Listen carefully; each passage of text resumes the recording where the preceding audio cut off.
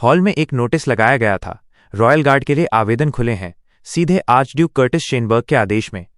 आसपास के सब लोगों को ये काफी बेवकूफ़ी लगी कि नेवी के लिए यहाँ नोटिस लगाया गया है।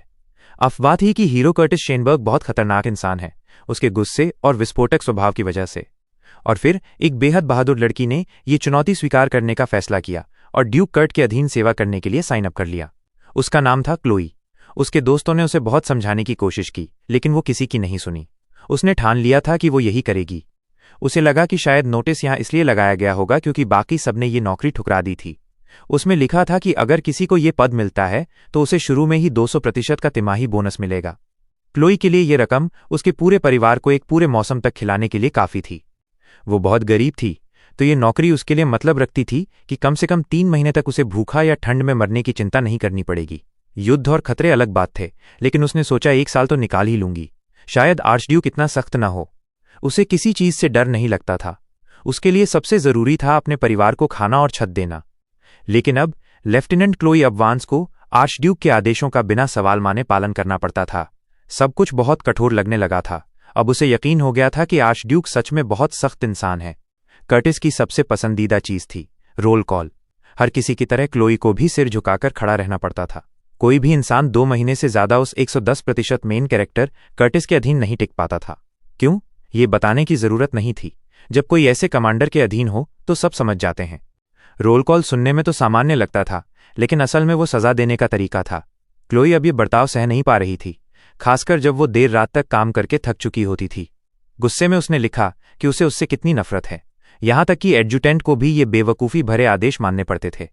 फिर उसे याद आया कि शेनबर्ग वही हीरो है जिसकी वो सेवा कर रही है।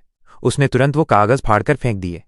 आर्चड्यूक अपने काम में पागल था, हमेशा देर रात तक जागता और उसके सहायक भी साथ काम करते रहते। अगर कोई उसकी ड्यूटी में ऊँघ गया तो पक्का सजा मिलती थी। वो सोच में डूबी थी कि इन कागजों से कैसे छुटकारा पाए, यहां तक कि उसने उन्हें खा लेने तक का विचार कर लिया था। उसने अपने मन से सजा के डर को झटक दिया। आखिर उसे भारी वेतन मिल रहा था और अब 3 महीने पूरे भी हो चुके थे। कई बार उसे लगता था कि वो अपराधी बन जाए और आर्चड्यूक को खत्म कर दे, लेकिन किसी तरह वो खुद को संभाल लेती थी। लेफ्टिनेंट क्लोई अबवांस बहुत मुश्किल स्थिति में थी।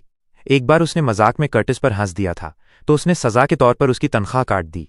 अब क्लोई सच में उसे मार देना चाहती थी। वो मन ही मन सोच रही थी कि किसी हिटमैन से कैसे संपर्क किया जाए। तभी आर्चड्यूक ने उसकी सोच में दखल दिया। उसने कहा कि क्लोई को उसके साथ एक डिप्लोमैटिक बैंक्वेट में मदद करनी होगी, जिसमें ड्यूक ग्लिंट्रेंट भी शामिल होने वाले थे। क्लोई कहना चाहती थी कि उसके पास ऐसे मौके के लिए कोई ड्रेस नहीं है, लेकिन सौभाग्य से उसके पास रॉयल गार्ड की यूनिफॉर्म थी, इसलिए उसे ड्रेस की जरूरत नहीं पड़ी। बैंक्वेट शाम 6 बजे आर्चड्यूक कर्टिस शेनबर्ग की हवेली में आयोजित था। वो हवेली बहुत बड़ी थी। आखिरकार तीसरे दर्जे का सरकारी अधिकारी इतनी बड़ी शानो शौकत की मांग कर सकता था। क्लोई बिल्कुल समय पर पहुंची। महल के द्वार पर एक जिज्ञासु बटलर ने उसका स्वागत किया। वो जानने के लिए बेताब था कि आखिर उसके मालिक ने एक महिला एडजुटेंट पर इतना जोर क्यों दिया था। उन्होंने भोज का आयोजन किया था। क्लोई को लगा कि आज रात का भोज असल में उनके महामहिम के लिए पत्नी ढूंढने का एक तरीका था। ज्यादा खास बात यह थी कि ये वही हवेली थी जहां उनके महामहिम की मुलाकात लेडी ग्लिंट्रेंट से होने वाली थी। क्लोई को लगा कि उस महिला के पास और भी अच्छे विकल्प होंगे, लेकिन उसके अपने भी कुछ बोझ थे। क्लोई को कुछ समझ नहीं आ रहा था, पर वो ड्यूक की कमजोरियां और कमियां जानना चाहती थी।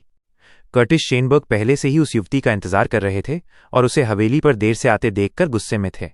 और ऊपर से वो वही कपड़े पहने हुई थी जो वो रोज पहनती थी, वही कपड़े जो खुद उसने पहने थे। लेकिन भले ही दोनों ने एक जैसे कपड़े पहने हों, उनमें जमीन आसमान का फर्क था। क्लोई को अजीब लगा। उसे एहसास हुआ कि ग्रे माउस का नाम उसे ठीक ही मिला था। आर्चड्यूक ने देखा कि उस लड़की ने कोई गहना नहीं पहना था और उसके कपड़े भी सिकुड़े हुए थे। थोड़ी देर सोचने के बाद उसने अपना एक आभूषण उतारकर लेफ्टिनेंट क्लोई को दिया और कहा कि वो इसे पहन ले। उसे लगा कि उसकी सहायक को इस तरह नहीं दिखना चाहिए और उसने जोर देकर कहा कि वो कम से कम ये गहना तो पहन ही ले। क्लोई को समझ नहीं आ रहा था कि क्या हो रहा है या वो इतना अच्छा क्यों बर्ताव कर रहा है। हॉल बहुत जगमगा रहा था और लेफ्टिनेंट एबवंस वहां चारों ओर देख रही थी। तभी कर्टिस ने उसे घूरने पर डांट दिया। उनके महामहिम वहां आर्चड्यूक शेनबर्ग और लेफ्टिनेंट एबवंस का स्वागत करने आए थे। राजा आर्चड्यूक को उनकी भावी पत्नी लेडी इसाबेला ग्लिंट्रेंट से मिलवाना चाहते थे। कर्टिस ये सुनकर हैरान रह गया। उसने शादी या दुल्हन के बारे में कुछ भी नहीं सुना था। लेफ्टिनेंट एबवंस पहली बार ऊंचे दर्जे के अधिकारियों को बहस करते देख रही थी, जिससे उसका सीना तनाव से कस गया। लेकिन आर्चड्यूक ने साहस करके राजा से कुछ कहने की कोशिश की, जबकि राजा सुनने के मूड में नहीं थे। लेफ्टिनेंट क्लोए एवंस को राजकुमार के सामने कर्टिस की चुनी हुई के रूप में पेश किया गया। लड़की ने ऐसी मोड़ की उम्मीद बिल्कुल नहीं की थी। उसकी जिंदगी वैसे भी कभी उसकी मर्जी से नहीं चलती थी। अब आखिरकार उसे मौका मिल गया था अपने प्लान को अंजाम देने का, उस घटिया आदमी को सबक सिखाने का, उसे मिट्टी चटाने का। उसी पल से दोनों के बीच बदले की कहानी शुरू हो गई। आर्कड्यूक ने कहा कि शुरुआत उसके बाल काटने से करनी चाहिए, लेकिन गुस्से में नियंत्रण खोकर वो उसके बालों के साथ उसका सिर भी काटने वाला था और क्लोए किसी तरह अपनी जान बचा पाई।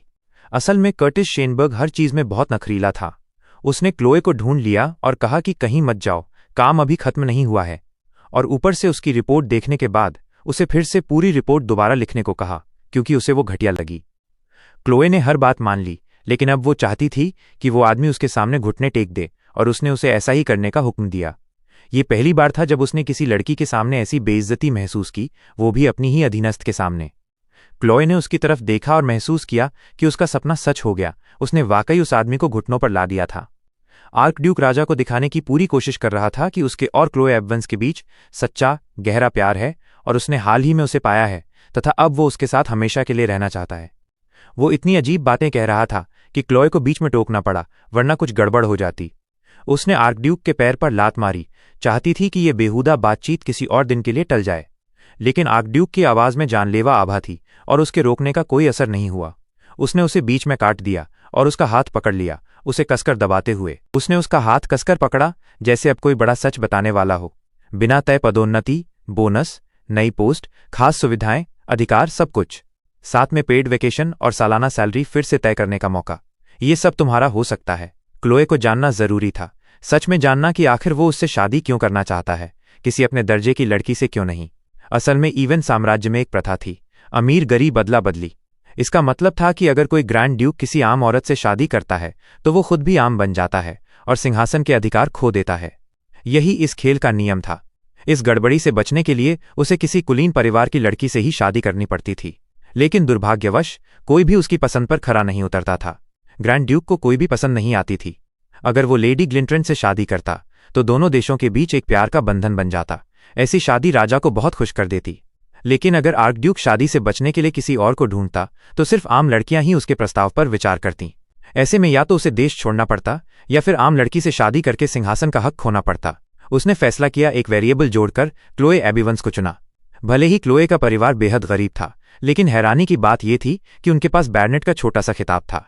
इस तरह वो अपना दर्जा भी बचा सकता था और उस ड्यूक की बेटी से शादी करने से भी बच सकता था, जिससे उसे कोई भावना नहीं थी। क्लोए ऐसी लड़की थी जो किसी ड्यूक का एहसान ठुकरा नहीं सकती थी और जिसे तलाक देना भी आसान था। उसे लगने लगा कि सब कुछ उसके लिए बहुत ही आसानी से हो रहा था। लेकिन आर्कड्यूक ने उसे पैसे की याद दिलाई, बोनस, नौकरी में बदलाव और सुविधाओं की भी।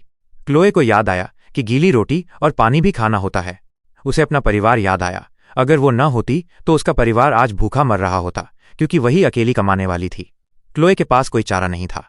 बिना ज्यादा सोचे समझे उसने महामहिम के विवाह प्रस्ताव को स्वीकार कर लिया।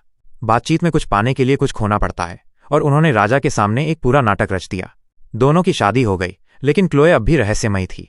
पहले ही अपने मन में आर्कड्यूक से बातचीत की योजना बना चुकी थी। सब कुछ बहुत सच्चा लग रहा था। मेहमानों ने तालियां बजाईं। नए जोड़े कर्टिस और क्लोए को देखकर सबको लगा जैसे वो सचमुच बेहद खुश हैं। किसी को जरा भी शक नहीं हुआ कि ये सब एक सौदा था। पुराने वक्त में जब आर्कड्यूक ने अपनी अधीनस्थ के आगे सिर नहीं झुकाया था, तब हालात कुछ और थे। एविलवानिस के इतिहास के मुताबिक कर्टिस एविलवानिस के राजा और प्रिंसेस ग्लिंट्रन के बेटे थे। कर्टिस की मां बहुत समझदार औरत थी। वो नहीं चाहती थी कि उसका बेटा युद्ध में कठिन जीवन जीते हुए मरे। उसने जोर देकर कहा कि उसके बच्चे को दोनों देशों में अधिकार मिले, इसलिए कर्टिस के पास दोहरी नागरिकता थी। समस्या ये थी कि कर्टिस जैसे जैसे बड़ा हुआ वो और भी होशियार, सुंदर और प्रतिभाशाली बनता गया। अपने सबसे बड़े बेटे के फर्ज को निभाने के लिए उसने सेना में प्रवेश लिया, और एक आर्कड्यूक होने के नाते उसका सिंहासन पर दावा भी था। इस स्थिति ने राजा को बेचैन कर दिया और उसे कुछ करना पड़ा। शायद वो उसे ग्लिंट्रन के अधीन भेजकर उससे छुटकारा पाना चाहते थे, इससे पहले कि वो सिंहासन संभाले, या फिर शायद वो चाहते थे कि उसकी शादी नेवी की लेडी आर्या से कर दी जाए, जो उस पर पूरी तरह फिदा थी। लेकिन कर्टिस ने उस पागलपन भरे विचार को ठुकरा दिया। उसे लगा कि इसका अंजाम अच्छा नहीं होगा। आर्कड्यूक के दिमाग में कोई और लड़की थी, हालांकि उसे यकीन नहीं था कि वो उसकी बात सुनेगी या नहीं। वो वही लड़की थी जिसने कर्टिस का साथ इतने अच्छे से निभाया था और उसके प्रस्ताव को स्वीकार कर लिया था।